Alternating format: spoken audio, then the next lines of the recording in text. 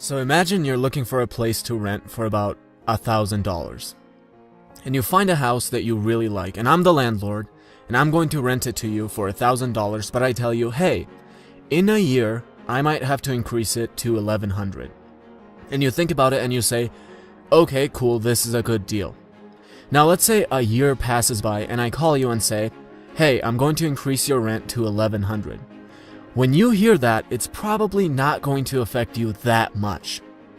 But let me give you another example. In this example, everything is exactly the same, the house, your financial condition, everything. You move in, but I don't tell you that I might increase the rent. So a year goes by, and I call you out of nowhere and say, hey, you'll have to pay me $1,100 starting next month.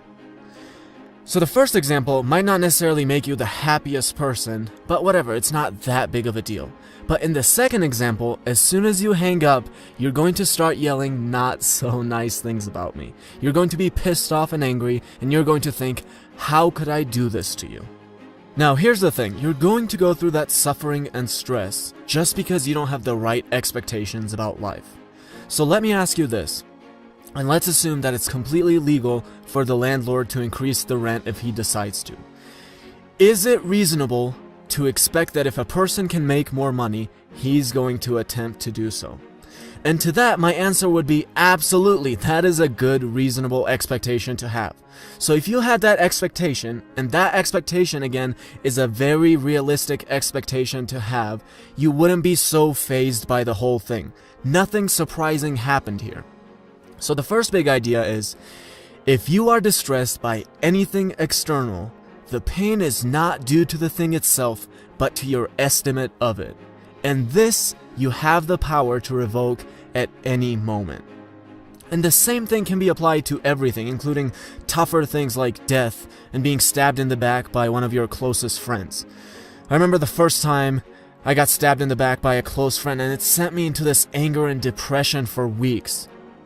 And I remember the last time it happened about a year ago, and I found out about it, and I was just completely unfazed by it. And this might seem a little bit pessimistic, and it is. There are bad things that happen in life. That's just the reality. Now, just like with any other philosophy, I would recommend finding a good balance with this. So, for me, when I hang out with a friend, I'm not constantly paranoid about how I'm going to get stabbed in the back or whatever. I enjoy the moment. But if or when it does happen, it's nothing surprising. I don't get fazed and angry and depressed. And why? Because that is a reasonable expectation to have. Friends have been stabbing each other in the back ever since friendships even started.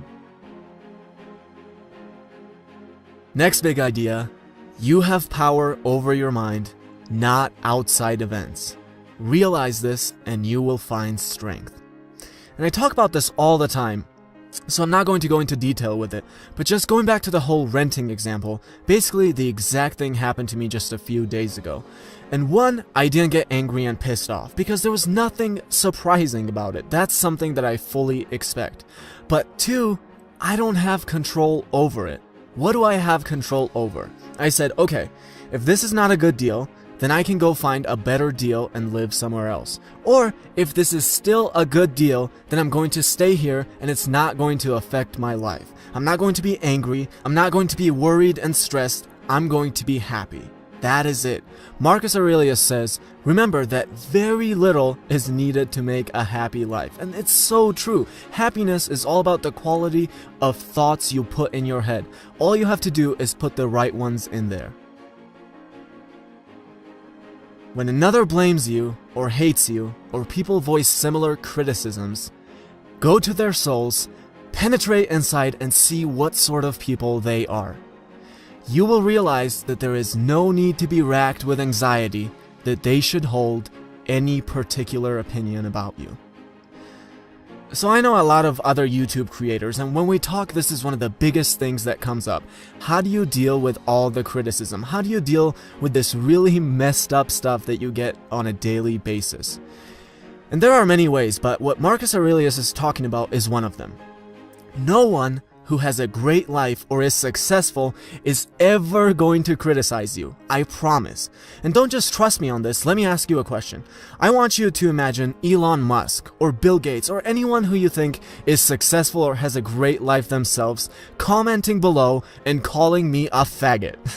I want you to try to imagine that. I will guarantee you that that is never going to happen.